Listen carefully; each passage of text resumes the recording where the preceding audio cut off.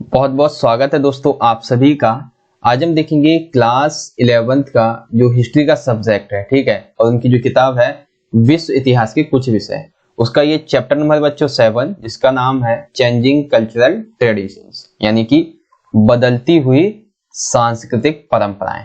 और ये बच्चों जो वीडियो है वो स्पेशली हिंदी मीडियम के छात्र जो है उनके लिए है, और ये पार्ट 1 है जिसमें आपको चैप्टर बहुत ही आसान भाषा में समझाया जाएगा। बच्चों वीडियो अच्छी लगे एंड तक देखने के बाद तो अपने दोस्तों के साथ भी ज्यादा से ज्यादा जरूर शेयर कीजिएगा, ठीक है। तो चलिए स्टार्ट करते हैं बिना टाइम वेस्ट करते हुए। सबसे पहले बच्चों हम समझेंगे इस चैप्टर का जो एक इंपॉर्टेंट की है, जो कि है पुनर्जागरण, ठीक है। ये एक की है, यानी कि एक तरह से कह लीजिए एक इंपॉर्टेंट वर्ड है आपके चैप्टर में, इसके बारे में आपको पता होना चाहिए। तो पुनर्जागरण का शब्द का अर्थ समझते हैं। सबसे पहले तो जो पुनर्जागरण शब्द है ये एक फ्रांसीसी शब्द है जिसका अर्थ होता है पुनर्जन्म। पुनर्जागरण यानी कि पुनर्जन्म। पुनर्जागरण की जो शुरुआत है सबसे पहले कहां हुई थी? इटली में हुई थी, और उसके बाद इटली के पश्चात ये कहां कहां पे फैली? रोम, वेनिस, फ्लोरेंस, ठीक है। बेसिकली यूरोप की बात कर रहे हैं हम यहाँ पे। तो पुनर्जागरण की शुरुआत कहां पे हुई थी बच्चों? इटली में, और उसके बाद फिर रोम, वेनिस और फ्लोरेंस में हुई थी। उसके बाद देखते हैं कि पुनर्जागरण में लोगों में समानता की भावना पैदा की और समाज में व्याप्त अंधविश्वासों और रिवाजों पर हमला किया। यानी कि पुनर्जागरण काल में क्या हुआ था कि लोगों के अंतर्गत, मतलब लोगों के अंदर समानता की भावना पैदा हुई, और उस समय समाज में जो भी अंधविश्वास फैले थे, जो भी रीति रिवाज फैले थे, उनको खत्म किया था। तो आपको पुनर्जागरण का शब्द का अर्थ आई होप अच्छे से समझ में आ रहा होगा, ठीक है। उस काल के जो साहित्य थे, जो लोग थे, ठीक है, उन्होंने साहित्यों के माध्यम से उस समय जो लोगों की राजनीतिक सोच थी उसमें परिवर्तन लाया था। यानी कि उस समय के जो लेखक हुआ करते थे, ठीक है, उन लेखकों ने अपनी कलाकृतियों के माध्यम से, अपने साहित्य के माध्यम से लोगों की राजनीतिक सोच में परिवर्तन किया था, ठीक है। तो ये कुछ इंपॉर्टेंट की है पुनर्जागरण के बारे में, वो आपको बताए जा रहे हैं। पुनर्जागरण पुरुष, यानी कि उस समय के किसी एक, अगर हम पुरुष की बात करें तो वो कई हितों और कौशल वाला व्यक्ति हुआ करता था, ठीक है। तो पुनर्जागरण के बारे में ये आपको पता चल गया क्या क्या, कि इस शाब्दिक अर्थ क्या होता है पुनर्जन्म। सबसे पहले शुरुआत कहां हुई थी? इटली में। और ये जो पुनर्जागरण है इसने लोगों के अंतर्गत समानता की भावना पैदा की थी। और पुनर्जागरण पुरुष की अगर हम बात करें तो कई हितों और कौशल वाला व्यक्ति पुनर्जागरण वाला व्यक्ति कहलाता है। नेक्स्ट देखते हैं अगला टॉपिक। इटली के जो नगर हैं, ठीक है, उनमें पुनरुत्थान किस तरह से हुआ था? इटली के नगरों का पुनरुत्थान हम देखेंगे। तो सबसे पहले तो आपको यह पता होना चाहिए कि जो इटली है उसके नगरों का पुनरुत्थान के बारे में, कि पश्चिमी रोमन साम्राज्य के पतन के बाद इटली के राजनीतिक और सांस्कृतिक केंद्रों का विनाश हो गया। यानी कि जैसे जैसे जो पश्चिमी रोमन साम्राज्य था, ठीक है, उसका पतन हुआ, उसी तरह से जो इटली था इसका राजनीतिक और जो सांस्कृतिक केंद्र, यानी कि ये एक तरह से ये दोनों ही चीजें खत्म होने लगी थी, ठीक है, विनाश हो गया था। धीरे धीरे जब समय बीता तो 12वीं शताब्दी में जो मंगोल हुआ करते थे, मंगोलों ने चीन के साथ एक की है, क्या है कि रेशम मार्ग, यानी कि 12वीं शताब्दी में जो मंगोलिया लोग थे उन्होंने चीन के साथ व्यापार आरंभ किया, और कहां से? रेशम मार्ग के द्वारा, ठीक है। इसके कारण पश्चिमी यूरोपीय देश के व्यापार को बढ़ावा मिला, जिससे इटली के नगरों का मुख्य रूप, मतलब इटली के जो नगर थे उन्होंने इस व्यापार में मुख्यतः भूमिका निभाई थी। किस तरह से? नगर राज्यों का एक स्वतंत्र समूह मानते थे। यानी कि इटली के जो नगर हुआ करते थे वो एक तरह से स्वतंत्र हुआ करते थे, ठीक है।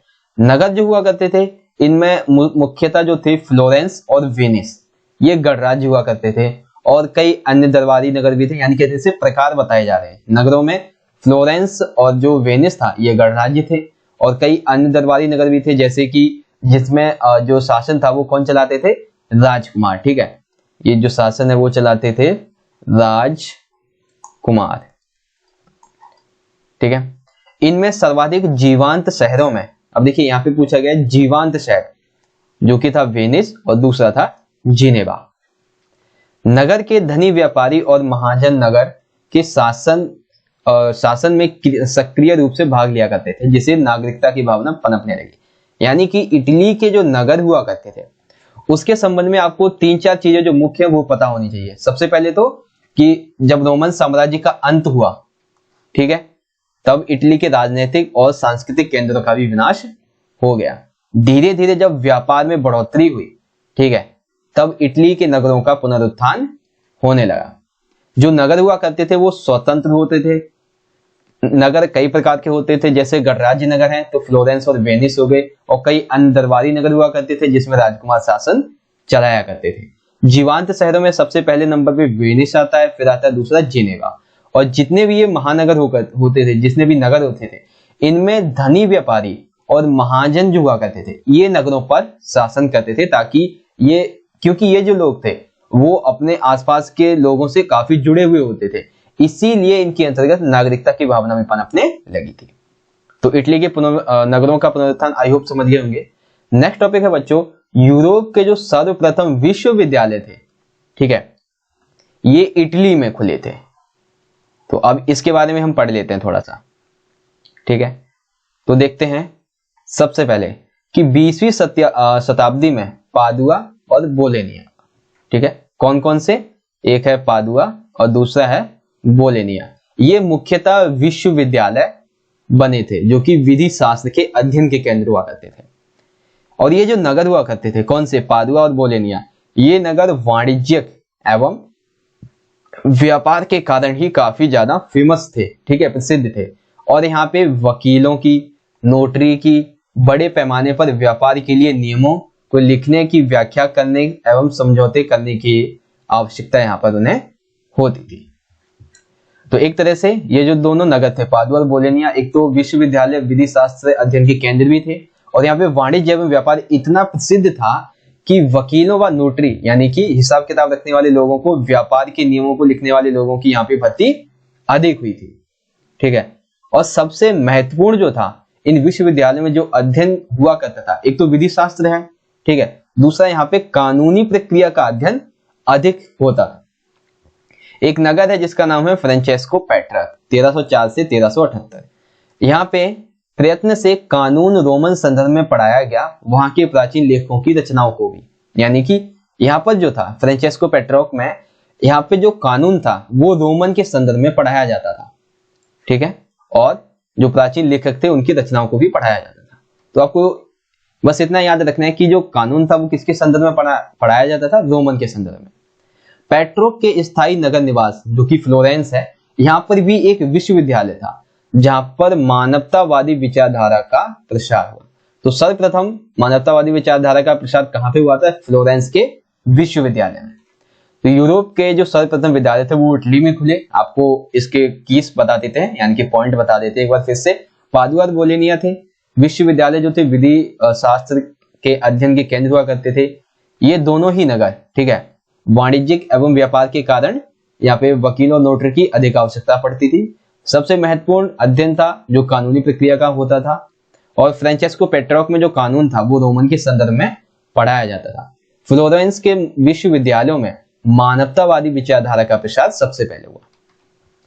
चलिए नेक्स्ट टॉपिक देखते हैं।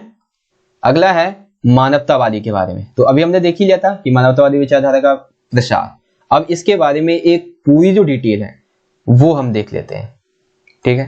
तो सबसे पहले 19वीं सदी में एक नई संस्कृति का जन्म हुआ। देखिए मानवतावादी संस्कृति का जन्म कब हुआ, 19वीं सदी में, ठीक है, मानवतावादी संस्कृति का जन्म। 15वीं सदी में विश्वविद्यालयों में व्याकरण, अलंकार शास्त्र, कविता, इतिहास व नीति दर्शन जैसे विषय पढ़ाए जाते थे।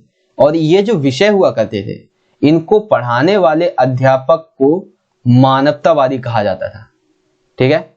यानी कि जो अध्यापक विश्वविद्यालयों में व्याकरण, अलंकार शास्त्र, कविता, इतिहास व नीति दर्शन के विषय पढ़ाते थे वे मानवतावादी अध्यापक कहलाते थे। ये विषय धार्मिक नहीं हुआ करते थे, यानी कि ये जो विषय है यहाँ पे जो रेड बॉक्स में है यहाँ पे, वो धार्मिक नहीं हुआ करते थे बल्कि कौशल पर बल देते थे और व्यक्ति के चर्चा व वाद विवाद से इनको विकसित किया जाता था।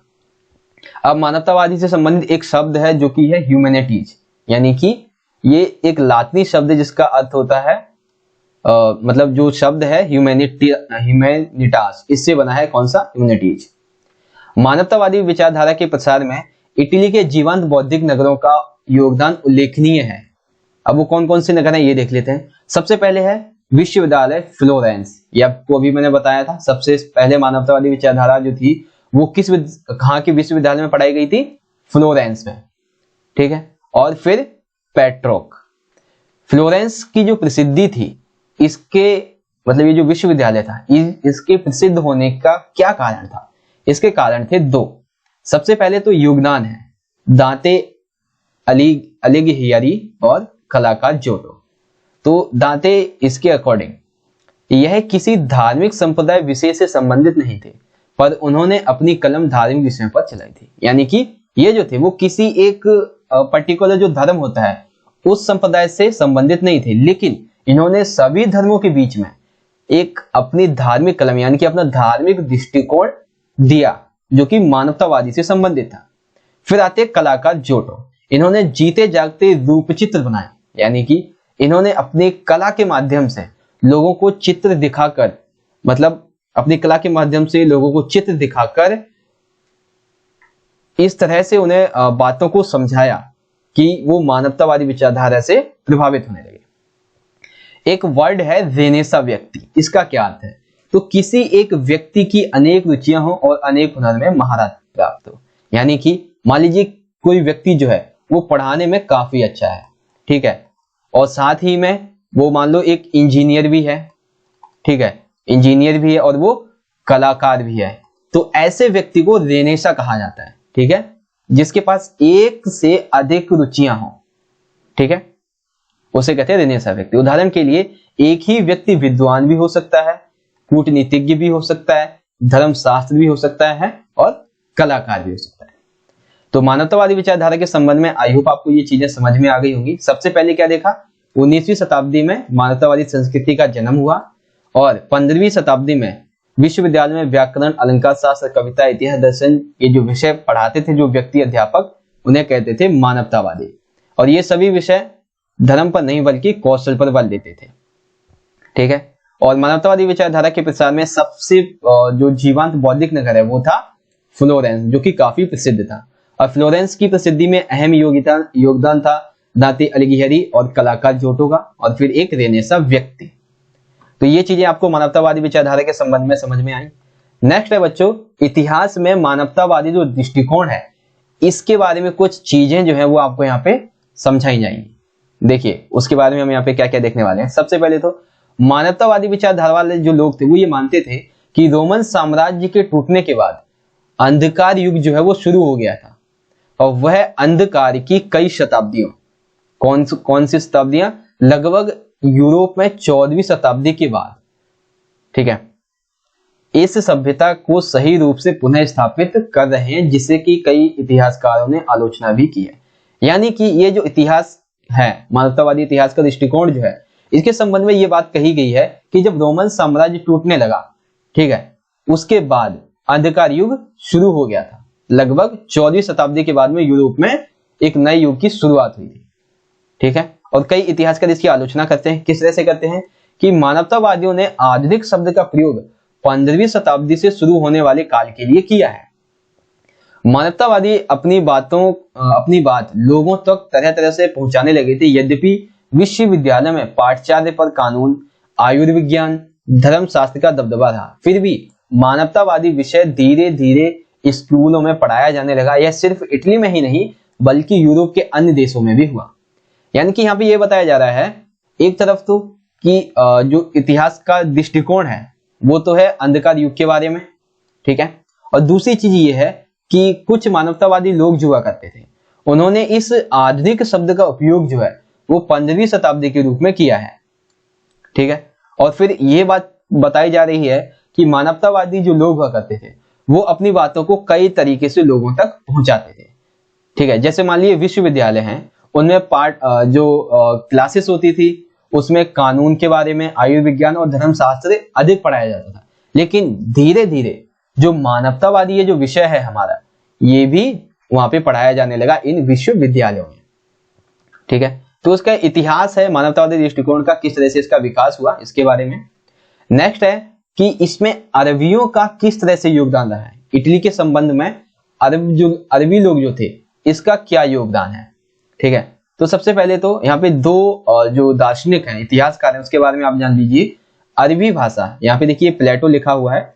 ठीक है, अरबी भाषा में जो प्लेटो थे, ठीक है, ये है प्लेटो। प्लेटो को अफलातून और अरस्तु को एरिस्टोटल कहा जाता था। ये पूछा जा सकता है 1 नंबर में कि अफलातून किसे कहते थे या फिर अरस्तु को क्या कहा जाता था। 14वीं शताब्दी में अनेक विद्वानों ने इन दोनों के ग्रंथों को पढ़ा, जिसके लिए वे अरब के अनुवादकों के महत्वपूर्ण उन्हें माना करते थे। यानी कि जो 14वीं शताब्दी में बहुत सारे विद्वान थे जिन्हें अगर इटली के बारे में समझना है, उसको पढ़ना है, तो जो अरब के जो लोग थे, अरब के जो अनुवादक थे, उन्होंने इनके ग्रंथों को, किनके, प्लेटो और अरस्तु के ग्रंथों को एवं अन्य जो कई महत्वपूर्ण दार्शनिक है उनके ग्रंथों को अनुवाद में लेके आए थे, यानी कि उनका अनुवाद किया था। ठीक है, और ये जितने भी ग्रंथ थे वो प्राकृतिक विज्ञान, गणित, खगोल विज्ञान, औषधि विज्ञान और रसायन विज्ञान से संबंधित थे। फिर है एक इतिहासकार है टालमी। इन्होंने जो अपनी किताब है, ठीक है, अलमजेस्ट, ठीक है, इसमें खगोल शास्त्र पर रचित ग्रंथों में 140 ईसा के पूर्व यूनानी भाषा में लिखा गया था और इसका अरबी में अनुवाद भी हुआ। बाद में अरबी भाषा के विशेष उपपद अल का उल्लेख है जो कि यूनानी और अरबी भाषा के बीच संबंध को दर्शा रहे थे। यानी कि ये जो है अरबियों के बारे में यहाँ पे कुछ चीजें बताई गई हैं। यानी कि जो टॉलेमी की अलमजेस्ट पुस्तक है, ठीक है, जो कि खगोल शास्त्र पर रचित है, इसमें बेसिकली ये चीज बताई गई है कि अरबी जो यूनान थे और अरबी भाषा के जो लोग थे इनके बीच में संबंध कैसा था। और अन्य दार्शनिक हैं हकीम, इब्न सीना को लातिनी भाषा में कहते हैं एविसिना, अल राजी आदि। तो कुछ तरह से ये अरबी लोग जो हुआ करते थे इनके बारे में हमें पढ़ना था, जिन्होंने इटली के नगरों के पुनरुत्थान में, मानवतावादी विचारधारा के विकास में जो अपना अहम योगदान दिया है उसे जानना जरूरी था। नेक्स्ट है बच्चों, यहाँ पे कलाकार और यथार्थवाद का किस तरह से विकास हुआ था।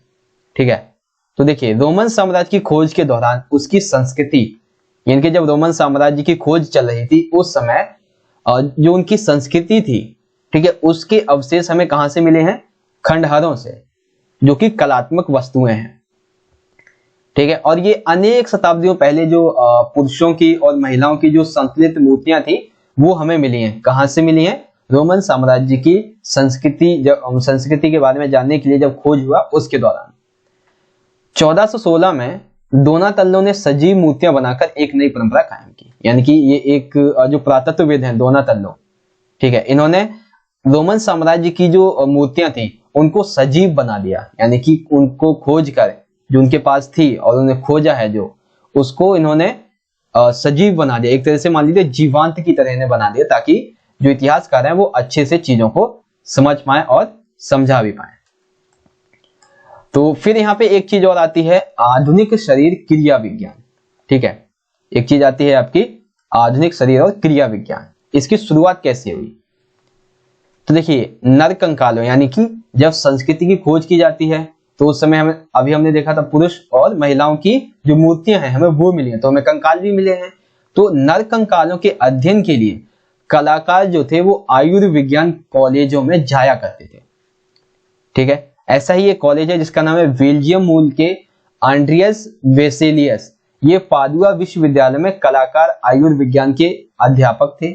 ये पहले व्यक्ति थे जिन्होंने सूक्ष्म परीक्षण के लिए मनुष्य की चीर फाड़ की थी।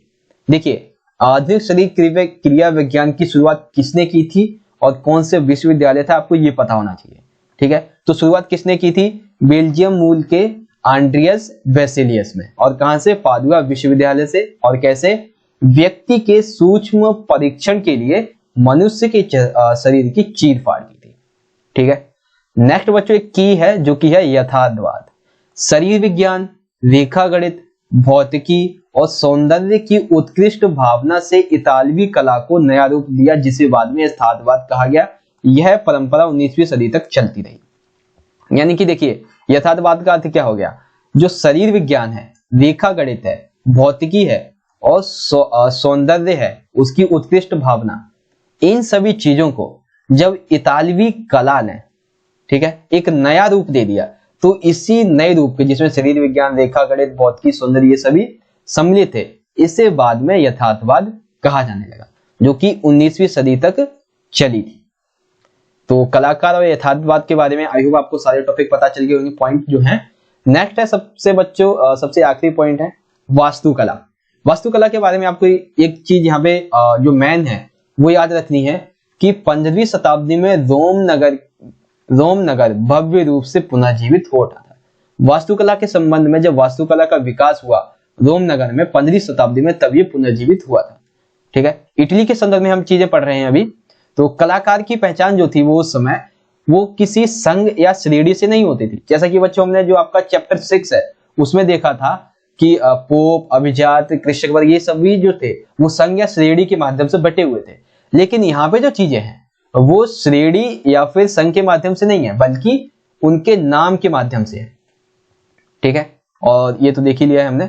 1417 में पोप जो थे वो राजनीतिक दृष्टि से शक्तिशाली बन गए, क्योंकि उन्होंने 1378 से प्रतिस्पर्धा पोप के निर्वाचन से जो जन्मी दुर्बलता था उसका अंत किया। यानी कि 1417 के आसपास जो पोप हुआ करते थे वो राजनीतिक दृष्टि से शक्तिशाली बन गए। क्यों बन गए? क्योंकि जो पोप हुआ करते थे वो किस पर आधारित थे? जन्म के आधार पे। यानी कि मान लीजिए अगर कोई व्यक्ति जो है, ठीक है, वो अगर पोप बन गया, ठीक है, तो उसका जो बेटा है फिर वो पोप बन जाएगा, फिर उसका जो बेटा है वो पोप बन जाएगा। यानी कि एक तरह से जन्मित और आनुवांशिक दोनों ही थे, पारंपरिक।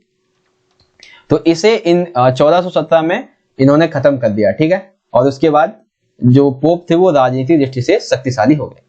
रोमन साम्राज्यकालीन शैली जो थी उसका पुनरुद्धार हुआ। यानी कि इटली में जो रोमन साम्राज्यकालीन जो एक शैली थी जिसका नाम है शास्त्रीय शैली, ये इस शैली का विकास हुआ था। चित्रकारों और शिल्पकारों ने भवनों के लेप चित्रों, मूर्तियों और उभरे चित्रों से भी सुसज्जित किया है। यानी कि जो चित्रकार हुआ करते थे, इन्होंने शिल्पकारों ने भवनों को लोपचित्र, मूर्तियों, इन सभी से सुसज्जित किया है, जो कि किससे संबंधित थे? शास्त्रीय शैली थे। ठीक है, अब दो कलाकार हैं यहाँ पे। ठीक है, एक है हमारे माइकल एंजेलो, ठीक है, और सेकंड है फिलिप्पो ब्रूनलेची। तो इसके बारे में हम पढ़ते हैं। माइकल एंजेलो के अनुसार ये कुशल एक चित्रकार थे, ये एक मूर्तिकार भी थे, वास्तुकार भी थे। इन्होंने रोम में दी पाइटा नामक एक प्रतिमा बनाई और सेंट पीटर गिरजे के गुंबद का डिजाइन भी इन्हीं के द्वारा किया गया है। ठीक है, माइकल एंजेलो के द्वारा क्या दो काम किए गए हैं? एक तो इन्होंने रोम के अंतर्गत दी पाइटा नामक एक प्रतिमा बनाई है और सेंट पीटर गिरजे का जो गुंबद है उसका डिजाइन भी इन्होंने ही बनाया था। दूसरे हैं फिलिप्पो ब्रूनेलेची। इन्होंने फ्लोरेंस के भव्य गुंबद, कहाँ के? फ्लोरेंस के भव्य गुंबद का निर्माण किया था। तो ये वास्तुकला के बारे में सारी चीजें हो गई। एक बार बच्चों वीडियो को पूरा समराइज कर लेते हैं कि अभी तक हमने क्या क्या आपका मतलब जो चैप्टर है उससे संबंधित क्या क्या अभी हमने पढ़ा है। तो सबसे पहले तो हमने बच्चों पुनर्जागरण के बारे में देखा है कि पुनर्जागरण का अर्थ क्या है, शब्द के बारे में। फिर हमने देखा था कि इटली के नगरों का जो पुनरुत्थान है वो किस तरह से हुआ था। थर्ड पॉइंट था हमारा यूरोप के जो सर्वप्रथम विश्वविद्यालय थे वो इटली में कैसे खोले गए। सेकंड था बच्चों मानवतावादी विचारधारा के बारे में। ठीक है, फोर्थ है ये। देन हमने देखा था इतिहास में मानवतावादी दृष्टिकोण के बारे में। फिर देखा था मानवतावादी दृष्टिवादी कोण के बारे में, अरबियों का क्या योगदान है, कला में क्या योगदान है इनका, कलाकार और यथार्थवाद के बारे में, और देन सबसे लास्ट जो है इसमें हमने देखा वास्तुकला के बारे में। और इस तरह से आज का जो वीडियो है वो यहाँ पे खत्म होता है। बच्चों आपको ये वीडियो कैसी लगी वो कमेंट करके हमें जरूर बताइएगा, और वीडियो अच्छी लगी हो तो लाइक जरूर कीजिएगा, क्योंकि इससे हमारा मोटिवेशन बढ़ता है। और ज्यादा से ज्यादा अपने दोस्तों के साथ इसको जरूर शेयर कीजिएगा ताकि वो भी इस चैप्टर से संबंधित जो ये कंटेंट है उसे समझ सकें। और दोस्तों फेसबुक, इंस्टाग्राम, यूट्यूब पर तो आप वीडियो देख ही रहे हैं, ट्विटर और टेलीग्राम ग्रुप में बच्चों जरूर ज्वाइन हो जाइएगा, जिसका लिंक आपको वीडियो के डिस्क्रिप्शन बॉक्स में मिल जाएगा। ठीक है, तो इस तरह से आज का ये वीडियो खत्म होता है। वीडियो अच्छी लगी तो लाइक कीजिएगा, ज्यादा से ज्यादा अपने सभी दोस्तों को भी शेयर कीजिएगा। मिलेंगे नेक्स्ट वीडियो में, तब तक के लिए आप पढ़ते रहिए, अपना ख्याल रखिए। धन्यवाद। जय हिंद, वंदे मातरम।